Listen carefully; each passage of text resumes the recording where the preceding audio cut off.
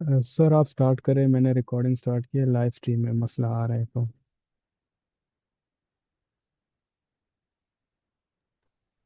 Okay. सो और जी। कल हमने एरे डिस्कस किया था, इसके साथ टाइम कम्प्लेक्सिटी और स्पेस कम्प्लेक्सिटी पर सर ने डिटेल में बात की थी। सो अगर एरे में किसी को कोई मसला हो तो आप क्वेश्चन कर सकते हैं, otherwise we will continue the problem of arrays.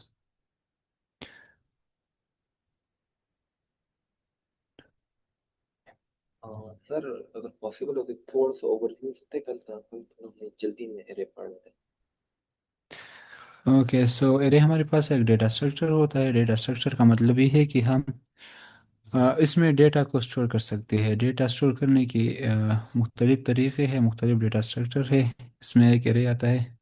Array का एक खसूसियत ये है कि एक कंटिगुअस मेमोरी एलोकेशन इसका होता है। इट मीन्स कि ये स्लॉट जो है ना वो कंटिगुअस मतलब इसके एलिमेंट को कंटिगुअस मेमोरी ब्लॉक मिलता है। ठीक है, दूसरा ये कि इसका साइज जो है वह फिक्स होता है।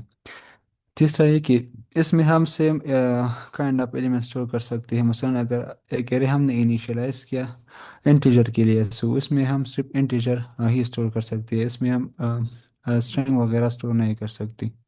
सो I think this is a short overview of array.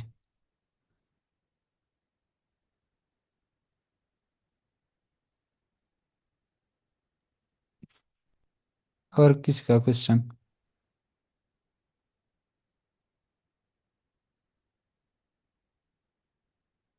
So I think किसी का क्वेश्चन नहीं है, सो हम कंटिन्यू करेंगे। सो हम आज मुख्तलिफ प्रॉब्लम को देखेंगे और सॉल्व करेंगे जो एरे के रिलेटेड हो। इसमें प्रॉब्लम नंबर फर्स्ट ये है कि given in array we define a running sum of an array as running sum, return the running sum of nums। so basically इसका मतलब ये है कि हमें एक एरे दिया हुआ होगा और हमें उसका कम्युलेटिव सम कैलकुलेट करना है। ठीक है, इसको मैं डिटेल से आप लोगों को बता देता हूँ यहाँ से। ठीक है, इसका मतलब ये है कि हमें एक अगर एरे मिल जाए, ठीक है, सो उसका कम्युलेटिव सम का मतलब ये है कि जितना इसका प्रीवियस एलिमेंट हो उसका सम हम कैलकुलेट करें। मसलन अगर ये वन है यहाँ पर, ठीक है, सो इसका जो जितने प्रीवियस एलिमेंट हो उसका सम कैलकुलेट करें इसमें डालें। लेकिन ये चूंकि फर्स्ट एलिमेंट है तो इसका मतलब कोई प्रीवियस एलिमेंट नहीं है, सो इसको हम छोड़ेंगे। बाकी मतलब ये सेकंड एलिमेंट है, सो इसका कम्युलेटिव सम होगा 1+2। इसका कम्युलेटिव सम ये होगा। इस तरह अगर हम 3 की बात करें तो इसका कम्युलेटिव सम होगा ये 1+2+3। ठीक है, सो इसका कम्युलेटिव सम आएगा हमारे पास 6। और क्वेश्चन में भी हमसे ये पूछ रहा है कि इसका कम्युलेटिव सम आप कैलकुलेट करें। और पूर के लिए भी इस तरह होगा कि पूर का कम्युलेटिव सम होगा 1+2+3+4। सो इसका आंसर आता है हमारे पास 10। सो हम इसको सॉल्व करेंगे। हाँ, बस टारगेट ये कि कम्युलेटिव सम कैलकुलेट करना है। सो जो अगर हम फर्स्ट एलिमेंट को देखें तो इसका कोई प्रीवियस एलिमेंट है ही नहीं कि हम उसके लिए कम्युलेटिव सम कैलकुलेट करें। सो इसको हम इग्नोर करेंगे। हम जो है ना अपना पर लूप स्टार्ट करेंगे 1 से। ठीक है, और इसका वजह मैंने आपको बता दिया कि मतलब बस जो एलिमेंट होता है इसका कोई क्यूमुलेटिव सम हुई नहीं होता। ठीक है, सो हम अपना फॉर लूप स्टार्ट करेंगे। और फॉर लूप हम इसलिए इस्तेमाल करते हैं कि ये जो कम है ये इटरेटिव है। ठीक है, सो इसलिए बार बार हमें इसका सम कैलकुलेट करना है। सो इसलिए हम जब एक काम रिपीटेटिव हम करते हैं तो इसके लिए हम फॉर लूप का इस्तेमाल कर देते हैं। और इसका रेंज हम बताते हैं 1 से। और इसका मतलब मैंने बता दिया कि जीरो इंडेक्स पर जो है इसका हम सम कैलकुलेट नहीं करते। और ये जाएगा लेंथ ऑफ नम्स तक। ठीक है, मतलब इस आखिर तक ये जाएगा जब तक कि ये सम कैलकुलेट नहीं होती। ठीक है, सो हम क्या करते हैं इसमें यहाँ पर हम इसमें ये लॉजिक लगाते हैं यहाँ पर कि नम आप आई जो है ना ये मतलब सेकंड वाली ये जो है, ठीक है, इसका सम होगा इसका प्रीवियस जो एलिमेंट है i-1। ठीक है, यहाँ पर i-1। i-1 क्या है? आई का वैल्यू हमने सेट किया है पर्पस इटरेशन 1। ठीक है, 1 से जब हम 1 माइनस करें सो वो आता है 0। सो इसमें हम ऐड करते हैं 0 और 0 इंडेक्स पर है हमारी हमारे साथ क्या है यहाँ पर 1 है। सो हम इसमें क्या कर रहे हैं फर्स्ट इटरेशन में इसमें हम 1 को ऐड कर रहे हैं। सो जब हम इसमें ऐड करते हैं 1 को, सो इसका आंसर आता है 3। ठीक है। This is purpose iteration. जब हम सेकंड इटरेशन अप्लाई करते हैं यहाँ पर, सो सेकंड इटरेशन में आई का वैल्यू होता है 2। सो जब हम 2 से 1 को माइनस करते हैं, सो 1 1 आता है। सो 1 अगर हम 1 इंडेक्स पर देखें यहाँ पर, सो यहाँ पर 1 इंडेक्स में है हमारे साथ 2। सो 2 में 1 इटरेशन जब हम मतलब सेकंड इटरेशन करते हैं, सो आई का वैल्यू पे रहता है 2। सो जब हम 2 इंडेक्स पर देखें, यहाँ पर है 3। ठीक है। क्योंकि इंटरेस्ट जिस तरह मैंने बताया वो जैसे स्टार्ट हो गई। ठीक है। सो 3 में फिर हम क्या ऐड करते हैं, 2 - 1, और 1 इंडेक्स पर किया है, यहाँ पर है 3। ठीक है, क्योंकि ये अपडेट हुआ है प्रीवियस इटरेशन पर। सो जब हम 3 में 3 को ऐड करते हैं, सो इससे क्या आते हैं 6। This is per second iteration. In per third iteration we are calculating. जब हम थर्ड इटरेशन के लिए करते हैं, सो थर्ड इटरेशन में चूंकि इंडेक्स ये आता है 4, और 4 में जब हम थर्ड वाला ऐड करते हैं, सो इससे आता है 10। सो ये है सिंपल सा लॉजिक है और सिंपल सा क्वेश्चन है। इस तरह ये कोड काम करता है। और एट द एंड हम क्या रिटर्न करते हैं वापस, वो अपडेटेड एरे हम रिटर्न कर देते हैं। सो अगर किसी का क्वेश्चन हो इसमें, सो बता सकते हैं, otherwise we will submit this. और इसका जो टाइम कम्प्लेक्सिटी है वो बिग वो अपन आता है, क्योंकि हम सारे एलिमेंट पर इटरेशन अप्लाई कर देते हैं। और स्पेस कम्प्लेक्सिटी जो है वो कांस्टेंट रहती है, क्योंकि हम at a time one he operation perform करते हैं। हम ऑक्सिलरी स्पेस जस्ट वन ही मतलब वो कर देती है। ठीक है, इस्तेमाल कर देती है। और इस प्रोसेस को हम कहते हैं इन प्लेस मॉडिफिकेशन। बिकॉज कि हम कोई नया एरे क्रिएट नहीं करते, बल्कि जो एरे है उसमें हम मॉडिफिकेशन करते हैं। सो या ये किसका लेंथ कोई ऑफ क्वेश्चन तो नम्स बता तक क्यों करवाई है? जी। लेंथ ऑफ जी नम्स सर। तक, लेंथ ऑफ नम्स तक क्यों करवाई है? अरे हमारे पास तो लास्ट इंडेक्स 3 नहीं है, हालांकि लेंथ ऑफ नम्स 4 है।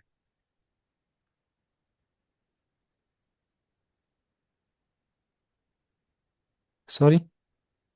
जो फोर लूप चलाई है वो हमने लेंथ ऑफ नम्स तक चलाई है। हाँ या। हम्म। तो वो क्यों चलाई है? क्योंकि हम हमें तो, लास्ट इंडेक्स तो 3 नहीं है। हाँ, हम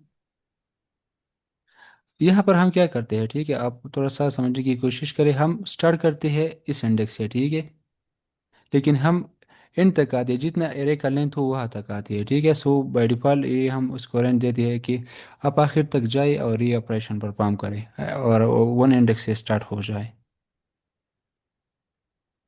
लेंथ का मतलब ही है, लेंथ फंक्शन का मतलब ही है कि जो एरे का लेंथ है आप वहाँ तक जाए। हम एक रेंज उसको सेट करते हैं कि जितना लेंथ है एरे का आप वहाँ तक जाए। लास्ट इंडेक्स इंक्लूड होगा 4 वाला? एग्जैक्टली। तो फोर्थ इंडेक्स पे तो कुछ भी नहीं पड़ा हुआ। फोर पर पड़ा हुआ है। फोर यहाँ पर है ना, अगर हम जीरो से स्टार्ट करें, ठीक है, सो ये मतलब मतलब ये आता है जो हम मतलब हमें तो देखता है कि ये 3 है, लेकिन मतलब 4 है, लेकिन ये 3 तक आता है। ठीक है, लेंथ जो है ना वो मतलब, लेकिन जब हम कैलकुलेट करते हैं, सो इसका मेन वजह ये है कि ये जीरो से स्टार्ट होता है।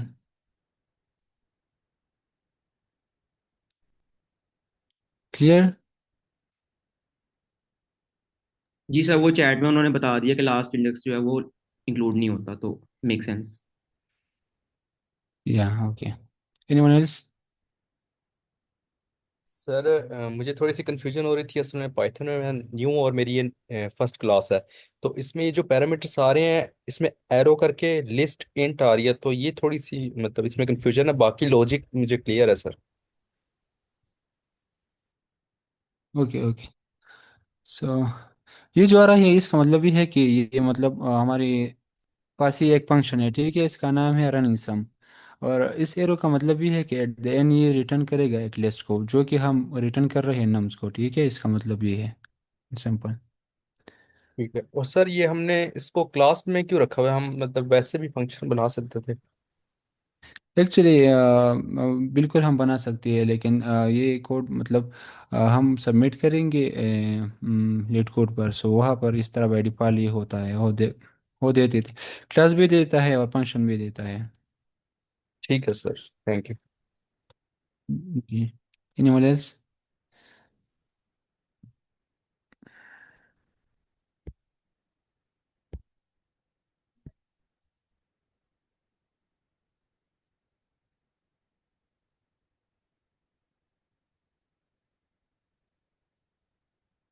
सो अगर हम इस कोड को सबमिट करें सो देखते हैं कि वर्क करता है नहीं, इंशाल्लाह करें। सो ये कोड है, दोबारा इसको लिख लो या लिखने की कोई ज़रूरत नहीं है, क्योंकि मतलब आज हम इंशाल्लाह कोशिश करेंगे कि 5 प्रॉब्लम सॉल्व करें at least. So I will submit like this. So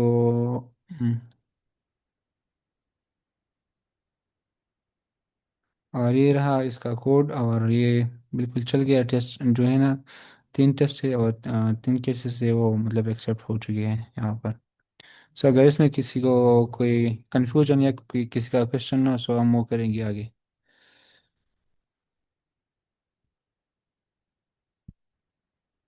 so we have one another question. अच्छा सर, इसमें जो क्वेश्चन में रनिंग सम वाला कंसेप्ट है ना, इसको थोड़ा सा समझा दो।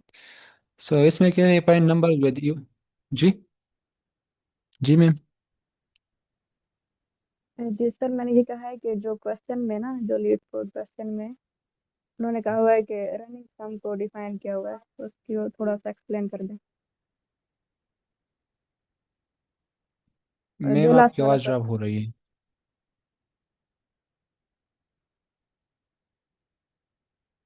हेलो।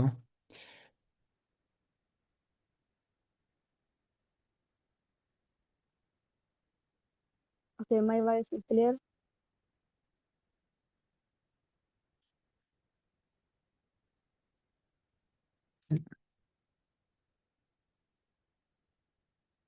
प्लीज़ अगर चैट में बता दिया जाए सो बेहतर होगा, क्योंकि आवाज़ क्लियर नहीं आ रही।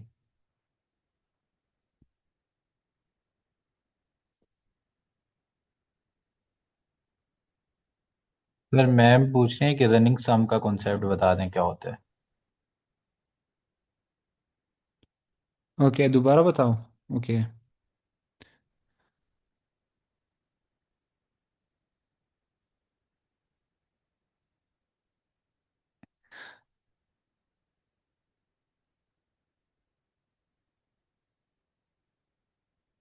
सो बेसिकली लर्निंग सम का मतलब यहाँ पर ये है कि हम जो प्रीफिक्स होते हैं, जो आगे वाले एलिमेंट होते हैं, वो सब हम ऐड करते हैं, और जो एलिमेंट होते हैं उसमें हम ऐड करते हैं।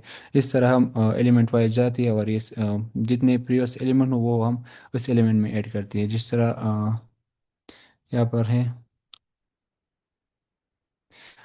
मसलन हमारे पास फर्स्ट इंडेक्स पर है 1, इसका मतलब प्रीवियस कोई एलिमेंट नहीं है, सो हम इसको इग्नोर करते हैं। फिर इसके बाद दूसरा एलिमेंट आता है 2, सो इस 2 में हम 1 को ऐड करते हैं। फिर जो तीसरे इंडेक्स पर आते हैं, सो इसमें हम 2 को भी ऐड करते हैं, और 3 को और 1 को भी ऐड करते हैं। इस ओके तरह सर, ये वन जो सेकेंड। लास्ट वाला इंडेक्स है, हम इसमें ये सारे जितनी प्रीवियस एलिमेंट है उसको हम ऐड करते हैं, और इसको हम कहते हैं कम्युलेटिव सम। ओके, लाइक कम्युलेटिव सम और रनिंग सम एक ही चीज़ है। जी जी। ओके।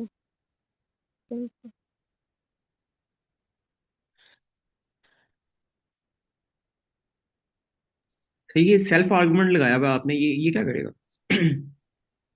जी। सेल्फ आर्गुमेंट लगाया हुआ है आपने, वो क्या करेगा? Yeah, I'm not sure about that, but लिटकोड पर ये आ रहा था। सो अगर किसी और को इसके बारे में पता हो सो बताए इसको। आई एम सॉरी अगर मैं कुछ गलत बोलूँ सो ये बेहतर नहीं रहेगा। सर ये नॉर्मली जो पाइथन की क्लास होती है ना उसके लिए यूज होता है नॉर्मली। जैसे जावा में दिस होता है ना, इसी तरह यहाँ पे ये सेल्फ होता है कि जो भी क्लास के कोई मेंबर है उनको हमने कोई भी वैल्यू साइन करनी हो तो सेल्फ डॉट करके उन क्लास पैरामीटर्स को हम वैल्यू साइन कर सकते हैं। तो नॉर्मली ये उस चीज़ के लिए यूज होता है। मतलब अभी क्लास में तो कोई कोई किसको हम वैल्यू असाइन कर सकते हैं? क्लास में क्या पढ़ा हो? हाँ मैं अभी वही देख रहा हूँ। अभी क्लास के अंदर कोई पैरामीटर नहीं है जिसको हम सेल्फ डॉट करके वो पैरामीटर से वैल्यू साइन करें, लेकिन फिर भी यहाँ पे लगा हुआ यानी है ये। क्लास में हमने कोई डेफिनेशन एट्रीब्यूट में बनाया आता है है कि अगर जिसको। आप फंक्शन क्लास में डिफाइन कर रहे हैं ना तो फिर आप सेल्फ को एज एन आर्गुमेंट भेजते हैं। अगर आप क्लास के अलावा डिफाइन करें फंक्शन तो सेल्फ ऑपरेटर की जरूरत नहीं होगी। ऑलराइट। क्लियर हो गया सर। Yes sir. ओके, सो हम नेक्स्ट क्वेश्चन की तरफ जाते हैं। इसका find numbers with even number of digits. Okay, given in array nums of integer, return how many of them contain in even number of digit. So basically इसका मतलब ये है कि एक एरे हमें दिया हुआ होगा। मसलन यहाँ पर अगर देखा जाए सो एक एरे है, ठीक है। इसमें हम जितनी एलिमेंट है उसका लेंथ कैलकुलेट करेगी कि इधर इट इज़ इवन नंबर और आड नंबर, ठीक है। और हम काउंट करेंगे कि इसमें कितना नंबर इवन है और कितना आड है। सो इसको थोड़ा सा एक्सप्लेन कर देती है। मसलन यहाँ पर हमारे पास एक एरे है, ठीक है, ये वाला। इसमें हम एलिमेंट वाइज इसको देखेंगे कि हर एक एलिमेंट का लेंथ कितना है, और मतलब उसको हम कैलकुलेट करेंगे, ठीक है। और देखेंगे कि क्या ये जो इसका लेंथ है क्या ये इवन है या आड है। सो टारगेट ये है। और हम देखेंगे कि कितना एलिमेंट इसमें इस तरह है कि इसका लेंथ जो है ना वो इवन नंबर आ रहा है, उसको कैलकुलेट करेंगे और उसको रिटर्न करेंगे, ठीक है। सो फर्स्ट ऑफ ऑल हमें इसके लिए चाहिए होगा कि हम ये जो एरे है इसको स्ट्रिंग में कन्वर्ट करें। और इसका वजह ये है कि बाय डिफ़ॉल्ट लेंथ जो फंक्शन होता है वो सपोर्ट नहीं करता इंटीजर को। सो इसलिए हम इसको फर्स्ट इसको स्ट्रिंग में कन्वर्ट करेंगे, ठीक है। इसके बाद हम मतलब एक लॉजिक लगाएंगे जिस तरह यहाँ पर है ना, मॉडुलस लगाएंगे, फिर डिवाइड मॉडुलस टू करेंगे, ठीक है। क्योंकि हम देखेंगे कि अगर ये जो लेंथ है, ठीक है, ये इसका रिमाइंडर अगर हम इसका मॉडुलस टू करें, सो अगर इसका रिमाइंडर ज़ीरो आता है सो इट मीन कि ये जो है ये एक इवन लेंथ है, ठीक है। सो इस तरह हम करेंगे। अगर यहाँ पर देखा जाए सो फर्स्ट जो एलिमेंट है ये वाला, इसका लेंथ टू है। So sir sir sorry to जी जी इंटरप्ट बट सर इसकी स्लाइड को अगर बिग कर लेते प्रेजेंट कर लेते सो तो बहुत अच्छा रहता है। जी सर इसके जो स्लाइड्स हैं सर इनको अगर प्रेजेंस पे जी ले सर। जाएं फुल साइज पे ले जाएं। पर स्लाइड की व्यू प्रेजेंटेशन मोड में कर ले, यहाँ पर जो गिवन है ये शेयर के साथ जो बटन है प्रेजेंट फॉर्म में हो के पे सही नजर आएगा। Okay, I will do it, but एक तो ये कि मेरा लैपटॉप का स्क्रीन इतना बड़ा नहीं है, और दूसरा है कि फिर इसमें हम इस तरह डायरेक्टली एडिटिंग नहीं कर सकते। सो या मैं ट्राई ओके कर सर, भाई देता हूँ। कंटिन्यू करें। Okay sir no problem.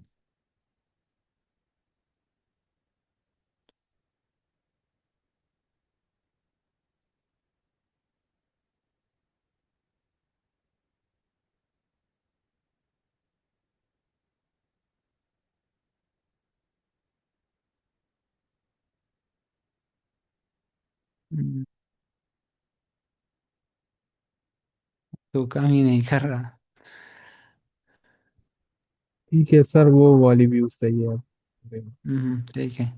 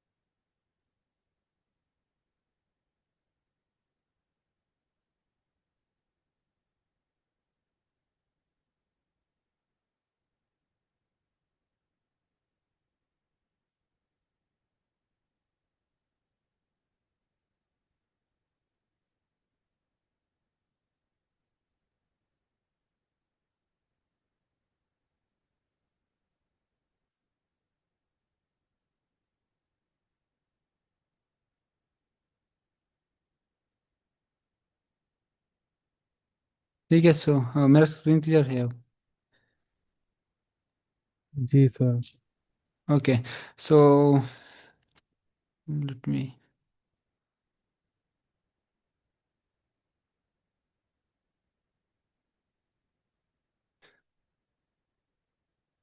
सो हमारा गोल ये है कि हम फाइंड करें लेंथ को, अदर इट इज़ इवन और आड, और उसका जितना एलिमेंट है उसका मतलब, अगर इसका इसमें हम ढूंढेंगे कि कितना एलिमेंट इसमें इस तरह है कि इसका लेंथ जो है वो इवन आ रहा है। सो अगर हम इस फर्स्ट वाले को देखें, सो इसका लेंथ 2 है, सो it is an even number. बाकी ये वाला जो है इसका लेंथ 3 है, सो it is not an even number. ये भी नहीं है, ये भी नहीं है, सो और ये वाला है। सो इसका मतलब ये है कि इसमें दो एलिमेंट ऐसा ऐसा है कि इसका लेंथ जो है वो एक इवन नंबर आता है। और इसमें जो इटरेशन हम यहाँ पर इस्तेमाल करते हैं, ठीक है। सो इसका कॉम्प्लेक्स डी भी आता है एन एन टू डी। और ये डी जो है यहाँ पर, ये है लेंथ ऑफ एलिमेंट, ठीक है। क्योंकि हम क्या कर रहे हैं यहाँ पर, स्पेस भी थोड़ा सा ऑक्सिलरी इस्तेमाल करते हैं, और इसके साथ साथ टाइम भी एन से ज़्यादा ले रही है। एन यहाँ पर है number of kind of number of element, ठीक है। सो इसका, क्योंकि हम हर एक एलिमेंट के लिए अलग सा स्ट्रिंग का एरे बना रही है मेमोरी में, ठीक है। क्योंकि फिर उससे हम उसका जो है लेंथ कैलकुलेट करें, और इसका जो ऑक्सिलरी स्पेस है वो भी डी है। डी जो है ना वो लेंथ है, ठीक है, जिस तरह मैंने बताया वो ऑक्सिलरी स्पेस हम इसमें यूज़ करते हैं, और टाइम भी एन एन टू डी यहाँ पर मतलब हम कंज्यूम कर रही है, ठीक है। हम वेरिएबल फर्स्ट इनिशियलाइज करते हैं, ठीक है। फिर इसके बाद हम पर लूप लगाते हैं, ठीक है। उसके बाद हम देखते हैं इसको हम स्ट्रिंग में कन्वर्ट करते हैं। इसके बाद हम देखते हैं उसमें उसका मॉडुलस 2 कर देते हैं, ताकि हम फाइंड कर सकें कि ये जो लेंथ है क्या ये एक इवन नंबर है या नहीं। अगर ये है, सो हम क्या करते हैं, इसमें एक को हम ऐड करते हैं, ठीक है, इस तरह, और हम रिटर्न करते हैं इवन डिजिट को। सो आई थिंक ये तो काफ़ी सिंपल प्रॉब्लम है। आई होप कि आपको समझ में आया होगा। ये अगर एन किसी का क्वेश्चन हो या जी। Time complexity n into d का क्या मतलब है? डी क्या चीज़ है? इसका मतलब ये है सर कि हम तो ये एक ये कि हम इसमें ऑपरेशन तो भी कर रहे हैं, इटरेशन हम कर रहे हैं, ठीक है। हर एक तो एलिमेंट पे हम वो इटरेशन एन हुआ। करते हैं। बल्कि ठीक है सर, लेकिन इसके साथ साथ हम क्या कर रहे हैं, हर एक एलिमेंट को हम एक एरे असाइन करते हैं। इसका टाइम अलग ही मतलब हो रहा है। नई अरे असाइन करते हैं? नहीं, हाँ, स्ट्रिंग का एरे हम हर एक एलिमेंट को असाइन करते हैं। You can see here.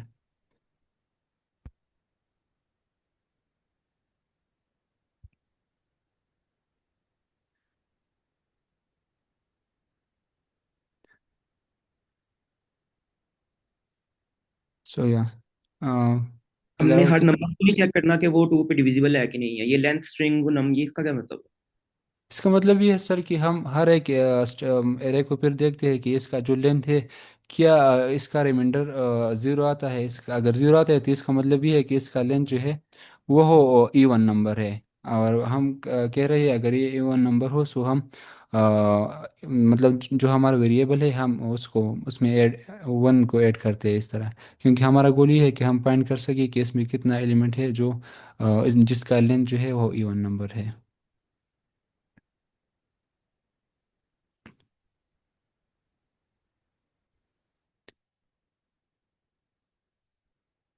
और किसी का क्वेश्चन? अच्छा सर, हमारा गोल ये है कि पहले हमने जो भी एलिमेंट आ रहा है उसको हमने डिवाइड करके देखना है कि ये इवन है या नहीं। ठीक है, फिर उसके बाद हमने उसकी लेंथ काउंट करनी है। राइट। नो मैम, क्वेश्चन में ये बताया जा रहा है कि आप देखें कि इसमें ये जो एलिमेंट है, हर एक एलिमेंट में आप इस तरह एलिमेंट ढूंढ लें कि इसका जो लेंथ है क्या वो एक इवन नंबर है या इवन नंबर नहीं है यहाँ पर। और जितना इवन नंबर है वो मतलब वो आप रिटर्न करें। यहाँ पर ये जो एग्जांपल है इसका आंसर होगा ट्रू, क्योंकि यहाँ पर दो ऐसा एलिमेंट है जिसका लेंथ इवन आ रही है। अच्छा, जो है ये है लास्ट वाला एलिमेंट, इसकी लेंथ जो है मतलब ये इवन है, मतलब 4 डिजिट है। तो इसमें एग्जैक्टली। फिर हमें इसमें 1 को ऐड करना है, फिर तो ये 5 नहीं हो जाएगा। हाँ हाँ, एग्जैक्टली, क्योंकि क्वेश्चन में ये बताया जा रहा है कि कितना एलिमेंट ऐसा है कि इसका लेंथ जो है वो इवन नंबर है।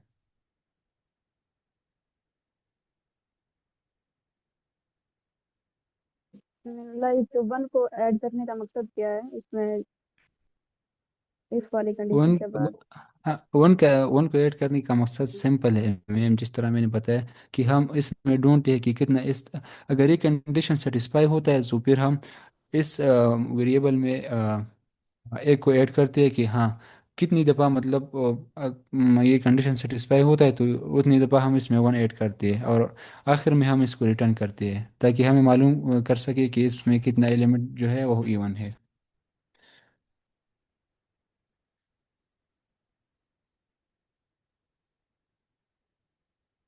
क्लियर हो गया ma'am? Perfect sir. Sir Hanif, मुझे डी ओके, समझ नहीं आई अभी तक। आपका कोई स्पेसिफिक क्वेश्चन हो तो मैं उसको क्लियर कर सकता हूँ। नहीं मतलब इसकी कम्प्लेक्सिटी कल हमने पढ़ा पढ़ा था कि जो हाईएस्ट होगी, जैसे एन स्केयर हाईएस्ट है तो एन स्केयर हो जाएगी, एन हाईएस्ट है तो वो हो जाएगी। आपने फिर डी साथ क्यों मल्टीप्लाई की? यहाँ पर ये कि स्टूडेंट को कंफ्यूजन ना हो जाए, ठीक है। ऐसा होता है कि जो पहला सेशन था उसमें मैंने बताया था कि ये जो कम्प्लेक्सिटी है ये हम ओवरऑल इस तरह कहते हैं, ये एग्जैक्टली करेक्ट कम्प्लेक्सिटी नहीं होती। अगर आप कैलकुलेट करते हैं तो फिर इसमें ये डी आता है, लेकिन हम ऐसा करते हैं जो कांस्टेंट है मतलब मोस्ट टाइम हम उसको इग्नोर करते हैं, ठीक है। लेकिन यहाँ पर मैंने इसलिए ऐड किया है क्योंकि फिर स्टूडेंट को इसका कंफ्यूजन होता है। अगर ईडी स्मॉल हो तो वो फिर फर्क ही नहीं करता, लेकिन स्मॉल अगर ना हो तो फिर again it is matter.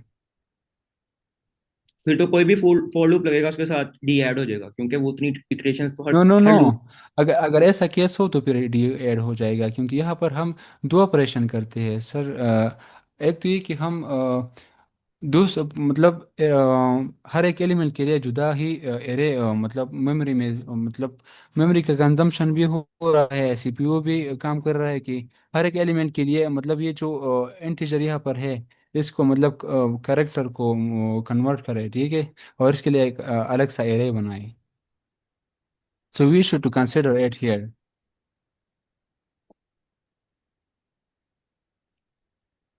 Alright. जी। फिर इसमें ये होता है कि डोमिनेंट टर्म हम लेते हैं, लेकिन ना जब एडिशन हो रही होती है ना सर, तो तब हम ले रहे होते हैं डोमिनेंट टर्म्स। लेकिन अब मल्टीप्लिकेशन हो रही है और दोनों वेरिएबल्स हैं, तो हम इसको ही ओवरऑल कंसीडर करते हैं टाइम कम्प्लेक्सिटी में।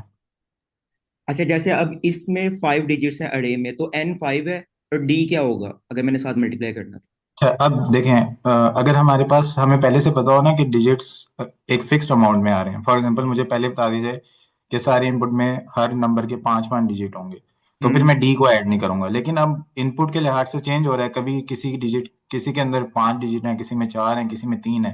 वेरिएबल नंबर ऑफ डिजिट्स है ना, तो इसके लिए मुझे मुझे उसके लिए एक वेरिएबल ऐड करना पड़ेगा। तो अब ये मैंने देखना है आपस में इनका रिलेशन क्या है। अगर ये चीजें ऐड हो रही होती, यानी ये लूप के अलावा एक चीज होती, तो हम लूप के साथ इसको ऐड ना करते, सॉरी मल्टीप्लाई ना करते, ऐड करते, ठीक है। तो जब ऐड हो रहा होता है तो हम इग्नोर कर देते हैं टाइम कम्प्लेक्सिटी में। लेकिन अब यहाँ पे क्या हो रहा है कि जितनी बार लूप की आइट्रेशन चल रही है उतनी बार ही हम लेंथ काउंट कर रहे हैं, और वो हर बार डिफरेंट आ रही है, तो एक वेरिएबल है। तो जब दोनों वेरिएबल्स आपस में मल्टीप्लाई हो रहे होते हैं तो हम ओवरऑल टाइम कम्प्लेक्सिटी में दोनों को कंसीडर करते हैं। आप इसको डी भी ले सकते हैं, एम भी ले सकते हैं, एन मल्टीप्लाई बाय एम ले लें या डी ले लें।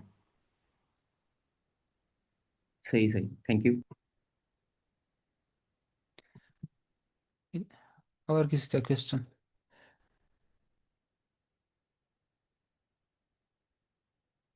सो या यहाँ पर हम इस कोड को सबमिट करेंगे। मैंने तो पहले इसे सबमिट किया था और रन किया था।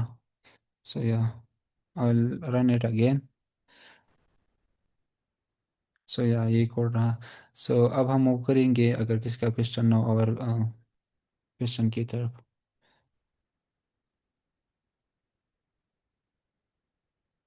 बट और क्वेश्चन की तरफ तो हम जाएंगे, लेकिन इसमें एक टेक्निक यूज़ होती है इसमें जिसका नाम है टू पॉइंटर अप्रोच, हो उसको थोड़ा सा डिस्कस कर लेंगे, और इसके साथ साथ इन प्लेस एरे मॉडिफिकेशन और element movement. So in place array modification का मतलब ये है कि हम instead of creating new array या इसका कापी हम बना लें, हम जो एरे हमारे पास मौजूद हो उसमें हम मॉडिफिकेशन करें। सो इसको हम कहते हैं array modification. In place array modification इसको कहते हैं। इन एलिमेंट मोमेंट इसको कहते हैं कि हम ये जो एरे है, instead of creating a copy of this we arrange element here. Okay, so इसको हम कहते हैं एलिमेंट मोमेंट। अगर इस एग्जांपल में आप देख लें, सो ये हमारे पास एक एरे है, ठीक है। और इसमें मतलब अगर हमने इस जीरो को एंड पर लेके जाना हो, so instead of creating new copy of this, so we just update this array directly. So इसको हम इन प्लेस मॉडिफिकेशन कहती है। और इसमें हमने क्या किया, एलिमेंट को रीअरेंज किया, ठीक है। सो इसको हम एलिमेंट मोमेंट कहती है।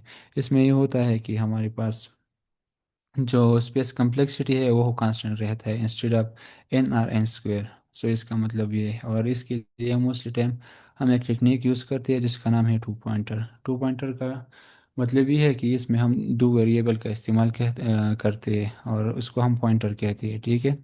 सम टाइम ऐसा होता है कि ये जो पॉइंटर है ये एक डायरेक्शन में मूव करते हैं और डिपेंड करता है प्रॉब्लम पर। सम टाइम ऐसा होता है कि ये अपोजिट डायरेक्शन में मूव करता है, हम जस्ट पॉइंट करते हैं, ठीक है, इससे।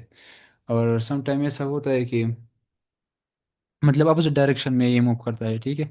सो this is two pointer approach and we will use this. और ये जो टू पॉइंटर टेक्निक या अप्रोच है ये हम यूज़ करते हैं एरे में और स्ट्रिंग में। जितना इसका प्रॉब्लम है मोस्टली हम इसको यूज़ करते हैं।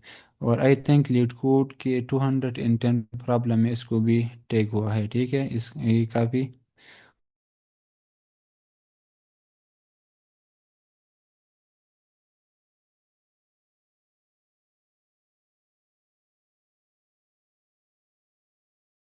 से इस डुप्लीकेट को रिमूव करें। सो इसका दो तरीके यहाँ पर हो सकते हैं।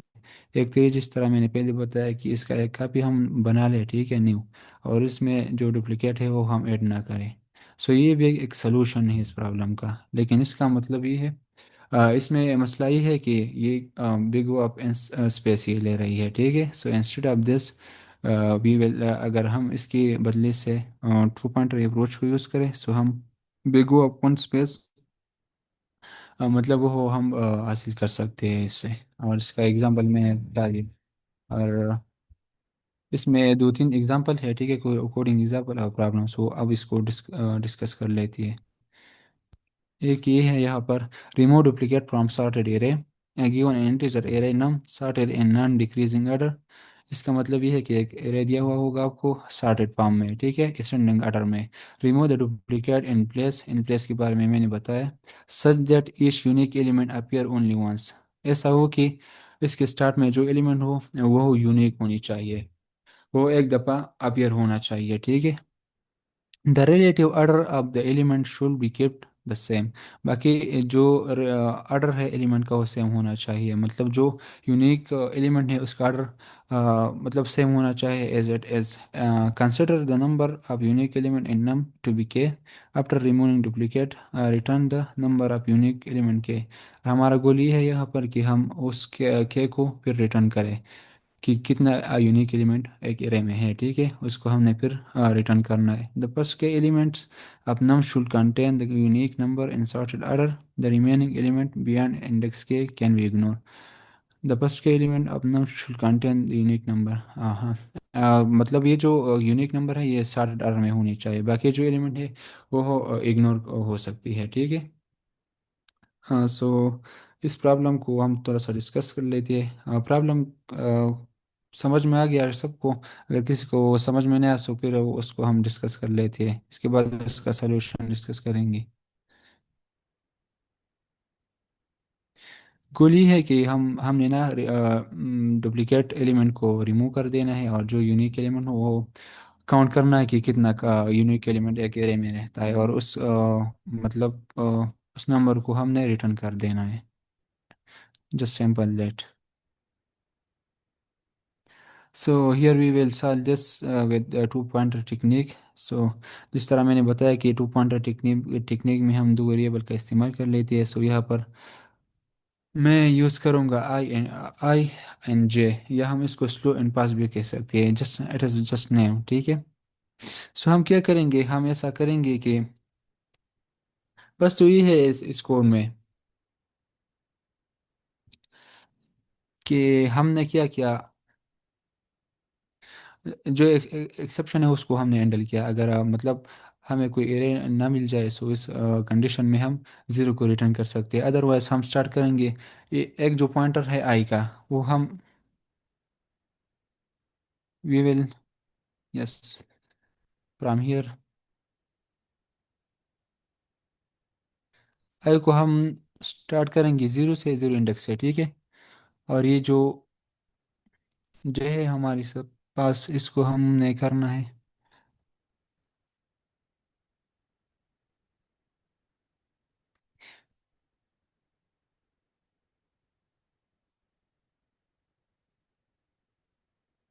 इस जे को हम वन से इनिशियलाइज करेंगे, ठीक है। और फिर देख लेंगे, इसका कंपैरिजन कर लेंगे, हम पर लूप लगाएंगे यहाँ पर, ठीक है। और हम जे का जिस तरह मैंने बताया कि इसका मतलब वन से हम इसको इनिशियलाइज करेंगे और फिर इसका कंपैरिजन करेंगे। इसमें सिंपल सा लॉजिक ये है, अगर ये जो जे वाला एलिमेंट है, ठीक है, इस केस में यहाँ पर इम्पल्स इटरेशन E2 है, ठीक है। इसको हम कंपेयर करेंगे आई से, क्योंकि आई जो है ना वो पहले वाला है। अगर ये दोनों सेम नहीं है, तो इस कंडीशन में हम क्या करेंगे, इस कंडीशन में हम आई को मतलब इंक्रीमेंट करेंगे by one, and then we will assign the value of J into I, ठीक है। इस केस में हम करेंगे, अगर मैं फर्स्ट इटरेशन की बात करूँ, ठीक है, यहाँ पर, सो हम ऐसा करेंगे कि ये जो जे का जो वैल्यू है, ठीक है, फर्स्ट इस ऐसा करेंगे कि आई आई को इंक्रीमेंट करेंगे बाई वन, ठीक है।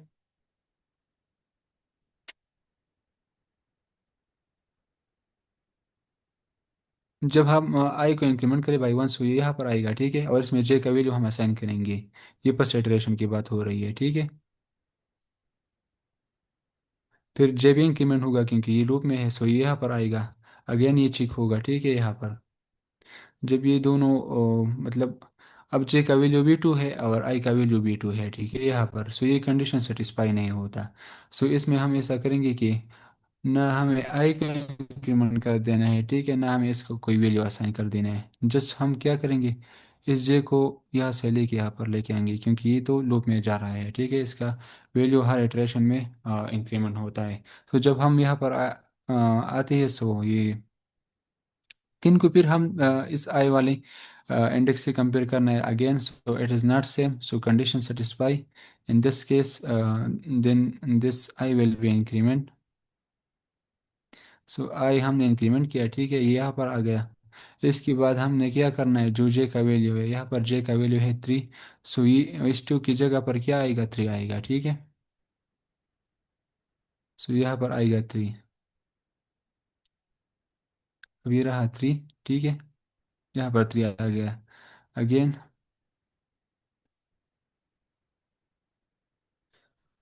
फिर ये जे यहाँ से यहाँ पर आएगा, सो अगर अगेन हम बात करें, सो ये थ्री और ये जो आई का वैल्यू है ये सेम हो गया, क्योंकि इसको हमने थ्री असाइन किया है।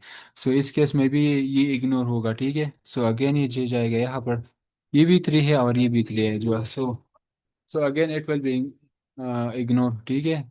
सो इस तरह ये जाएगा। जब यहाँ पर आएगा, so again it is same, so condition satisfy नहीं होता, सो इट विल इग्नोर। जब जो यहाँ पर आएगा, so it is value of four, and यहाँ पर ये जो थ्री है, सो जे और मतलब यहाँ पर ये कंडीशन सेटिस्फाई हुआ, सो हम क्या करेंगे, इस आई को इंक्रीमेंट करेंगे बाई वन, सो इसका इंडेक्स यहाँ पर आएगा, ठीक है। और इसको फिर ये जो थ्री है ना, इसको रिप्लेस करेंगे फोर से, सो आई विल राइट हियर, अब यहाँ पर आएगा फोर, ये फोर हुआ। अब अगेन ये इटरेशन इस तरह जारी रहेगा जब तक ये लूप ख़त्म नहीं होता। ये यहाँ पर आएगा, ठीक है जे, और फिर कंपेयर करेगा, आई का वैल्यू अब फोर है और इसका वैल्यू है five, so again condition satisfy. हमने क्या करना है, हमने करना है आई को इंक्रीमेंट बाई वन, सो ये यहाँ पर आएगा और इसको इससे रिप्लेस कर देना है, ठीक है। सो यहाँ पर फिर हम क्या करेंगे, इसको यहाँ पर आएगा 5। सो ये रहा 5।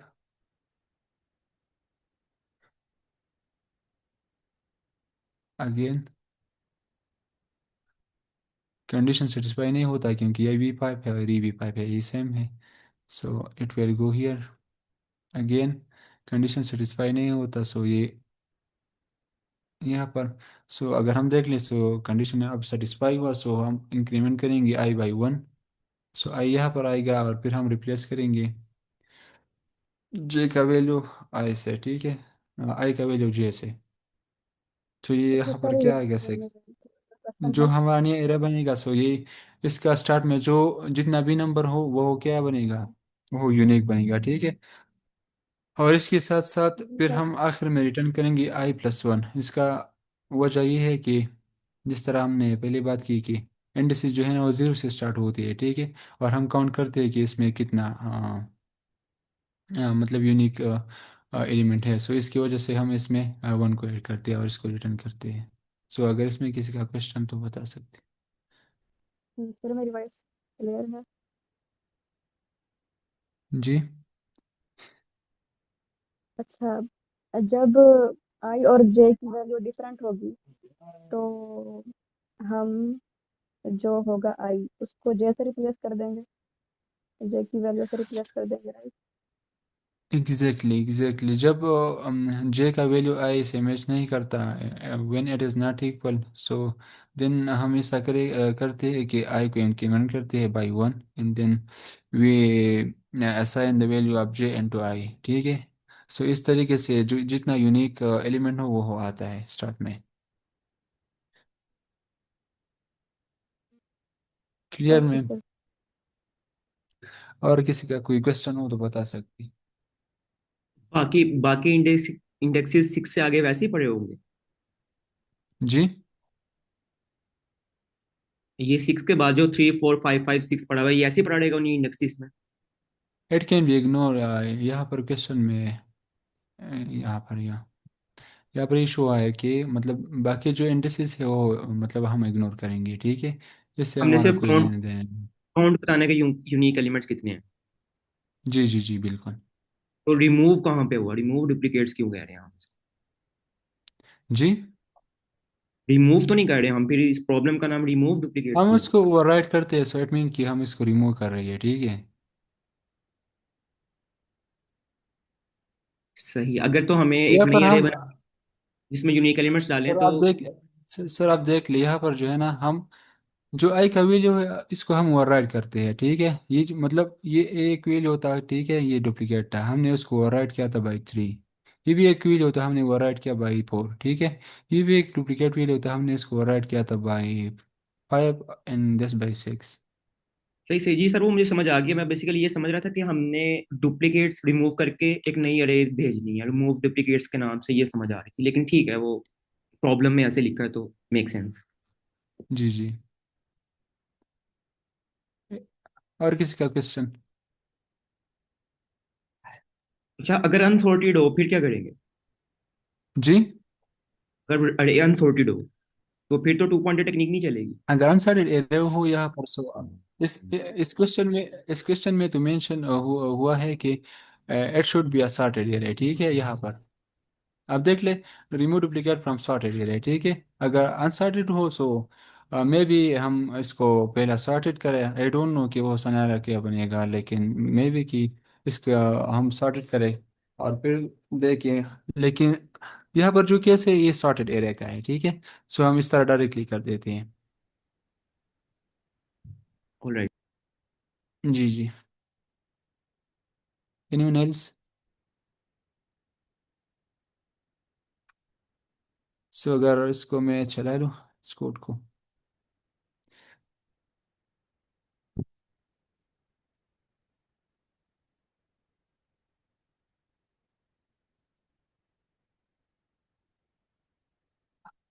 And it is accepted.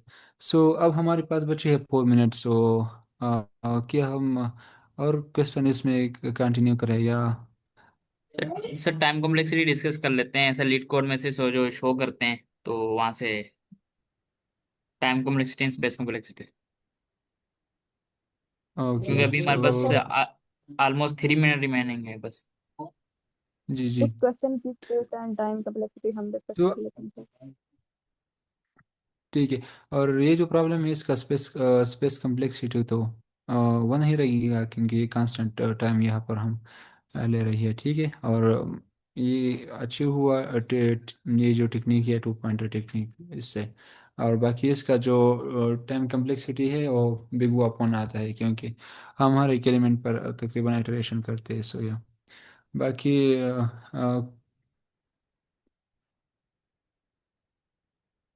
Time complexity और स्पेस कम्प्लेक्सिटी अगर किसी को कोई मसला हो सो अपना स्पेसिफिक क्वेश्चन करे, हम क्लियर करेंगे। और बाकी हमने तो डिटेल से कल वो क्लास में डिस्कस किया था। सर मैंने ना डीएसए स्टार्ट की है, तो जी जी। अभी जैसे हम जो है वो प्रॉब्लम आई और आपने सोल्यूशन डिस्कस कर दिया डायरेक्ट, तो ये सही तरीका है लीड कोड करने का? हमें ऐसे नहीं करना चाहिए, पहले आप प्रॉब्लम दिखाएं फिर हम सोल्यूशन गेस करें और फिर सोल्यूशन पे जाए। आप डायरेक्ट सोल्यूशन पे जंप करके सोल्यूशन ही दिखा दिया आपने। तो ये किस तरह हम्म। करते हैं डीएसए? बेसिकली मैं ये क्वेश्चन मेरा ये है कि हम लीड कोड किस तरह अप्रोच करें, किस तरह सॉल्व करना चाहिए? Okay okay, good question. So मतलब जो इस सीनियर है वो तो ये कह रही है कि आप एटलीस्ट अपने आप को टाइमर ऑन करें जब आप एक प्रॉब्लम को सॉल्व करते हैं, ठीक है। प्रॉब्लम जब आप सॉल्व करते हैं तो अपना टाइमर ऑन करें, ठीक है। और एटलीस्ट 1 घंटे तक आप कोई सोल्यूशन वगैरह ना देख ले। जब वो 1 घंटा पूरा हो जाए तो फिर आप मतलब जो सोल्यूशन मतलब डिस्कशन में वहाँ पर शो हो रही है, ठीक है, उसको देख ले। अगर उससे भी समझ में नहीं आ रहा तो आप मतलब इसके बाद अप्रोच कर सकती है कि आप उसका सोल्यूशन किसी से मतलब ढूंढ लें, ठीक है। सो ये वो मतलब रिकमेंड करती है। लेकिन यहाँ पर हमारे केस में हम अगर इस तरह बैठ जाए, ठीक है, मतलब हम तो खुद मतलब जब प्रॉब्लम यहाँ पर जो आप लोगों के साथ सामने हम शो करते हैं और मतलब प्रेजेंट यहाँ पर करते हैं, सो पहले हम इसमें टाइम लगाते हैं, खुद सॉल्व करते हैं, फिर यहाँ पर प्रेजेंट करते हैं। लेकिन अगर आपके बाद भी मतलब मैं थोड़ा सा वो करूँगा कि अगर हम ऐसा करें कि इस प्रॉब्लम को डिस्कस करें, फिर स्टूडेंट से राय लेके हाँ किसी को कोई आइडिया है कि किस तरह हम करेंगे, लेकिन ज़्यादा हम नहीं ले सकते, क्योंकि आई नो कि यहाँ पर सब बिगिनर बिगिनर तो मैं नहीं कह सकता, लेकिन मतलब मोस्टली स्टूडेंट ऐसा होता है कि ये समझ में नहीं आता प्रॉब्लम को सॉल्व करना, ठीक है। एक दो बंदा ऐसा हो कि उसको समझ में, बाकी नहीं। सो फिर इसलिए हम जंप करते हैं सोल्यूशन पर, ठीक है। हमें खुद मतलब ट्राई करते हैं कि इसको सॉल्व करें और जिस तरह सीनियर कहते हैं इस तरीके से सॉल्व करें। बाकी हाँ, अगर एक पॉइंट ये मतलब मुझे भी पसंद आया कि अगर हम थोड़ा सा पॉज करें 1 मिनट के लिए, या मतलब जस्ट सेकंड की स्टूडेंट गेस करे, अपना सजेशन दे कि क्या अप्रोच इसके लिए बेहतर रहेगा, सो या इट्स ग्रेट। बट हम ज़्यादा टाइम नहीं ले सकते इसमें। तो सर एमआईटी के मैंने लेक्चर्स लिए थे जो इनकी ट्रेनिंग के आईकोड ग्रुप में हुए थे, उसमें हमने इसी तरह किया था कि प्रॉब्लम उन्होंने जो थे ट्रेनर उन्होंने प्रॉब्लम डिस्कस की थी और फिर रन टाइम पे कोड किया था। तो वो ज्यादा बेटर अंडरस्टैंडिंग हुई थी। इस तरह डायरेक्ट कोड आप सामने रख दिया, वो तो मैं खुद भी पढ़ सकता हूँ ना। मतलब अगर हम इस तरह इसको लेके चलें कि प्रॉब्लम करें और रन टाइम पे फिर आप कोड करके दिखाएं कि हम ये कर रहे हैं, जैसे हमने एमआईटी सेशंस में किया था, तो वो बेटर नहीं होगा अंडरस्टैंडिंग के लिए? ओके ओके होगा उसमें तो, कोई मसला नहीं। मैंने मतलब आई थिंक यू मैंने बताया पहले जब मैं पहले सॉल्यूशन दे रहा था कि क्या मैं मतलब टाइप करूँ या मतलब मैं मूव हो जाऊँ, मतलब इस तरह ही सबमिट करूँ, लेकिन किसी का सजेशन नहीं है, सो मैं इस तरह सबमिट टाइप कर करता लें रहा, आप, वो मैं नहीं बेटर हो, पूछ सकता। ज्यादा हाँ अच्छा हो। ठीक है, इसमें तो भी कोई मसला नहीं, मतलब जस्ट टाइपिंग है यार, वो तो कर सकती है। अगर फिर किसी का कोई मतलब प्रॉब्लम हो तो फिर हम या क्वेश्चन हो तो हम। जी सर, बताएं सर हारिस। अच्छा सर, हमारे सेशन का टाइम हो गए तो इसको हम कल एड्रेस कर लेंगे इस क्वेश्चन को, क्योंकि इम्पोर्टेंट क्वेश्चन है। तो अभी हमारा टाइम हो गया और दूसरा क्लास स्टार्ट हो रहा है, तो अभी एब्रप्टली ये एंड हो जाएगा। तो ओके ठीक ओके है। Sir. Okay okay sir, bye. आरिस, thank you. Okay thank thank you you. Sir.